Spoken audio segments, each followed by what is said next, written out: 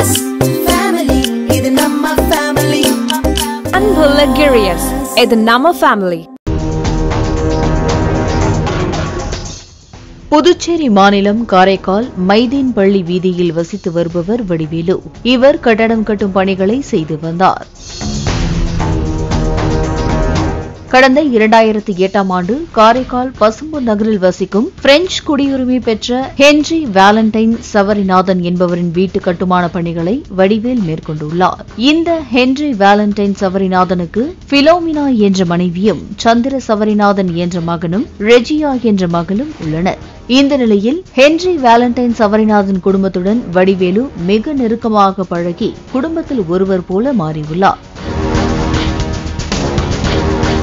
இதற்கிடையே கடந்த 2011ஆம் ஆண்டு சந்திரன் சவரிநாதன் உடல்நலம் பாதிக்கப்பட்டு இறந்து போனார். அடுத்த 2 ஆண்டுகளில் ஹென்றி வேலண்டைன் சவரிநாதனும் இறந்துவிட்டார். குடும்பத்தில் ஆண் வாரிசுகள் இல்லாததை தனக்கு சாதகமாக்கிக் கொண்டு அவர்கள் வீட்டிலிருந்த ஆவணங்களை எடுத்த வடிவேலு வேறு விதத்தில் சிந்தித்துள்ளார். தனது பெயரில் உள்ள பிறப்பு சான்றிதழ், ரேஷன் கார்டு உள்ளிட்ட ஆவணங்களை அளித்தார். பின்னர் போலி பிறப்பு சான்றிதழ் தயார் செய்தும் தனது பெயரை விக்டர் என பெயர் மாற்றம் செய்தும், அதாவது ஹென்றி வேலண்டைன் சவரிநாதனின் மகனாக மாறியுள்ளார்.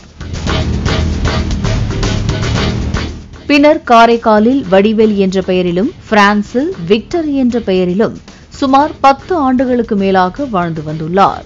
அதோடு பிரான்ஸ் நாட்டு குடியுரிமை பெற்று பலமுறை அந்த நாட்டிற்கு சென்று வந்து சொகுசாக வாழ்ந்து வந்துள்ளார்.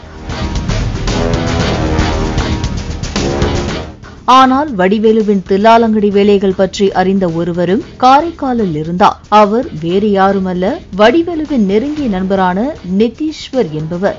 இந்த நிலையில் நித்தீஸ்வருக்கும் வடிவேலுவுக்கும் திடீரென தகராறு ஏற்பட்டுள்ளது. அப்போது ஏற்பட்ட ஆத்திரத்தில் வடிவேலு பிரான்ஸ் நாட்டு குடியுரிமை பெற்று இரட்டை குடியுரிமையுடன் 2 பேரில் வாழ்ந்து வருவது குறித்து நித்தீஸ்வர் காவல்துறைக்கு புகார் அளித்தார்.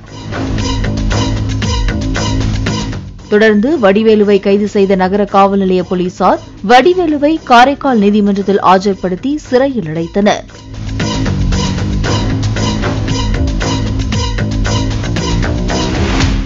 Girias family, இது நம்ம family. அன்புள்ள Girias, இது நம்ம family.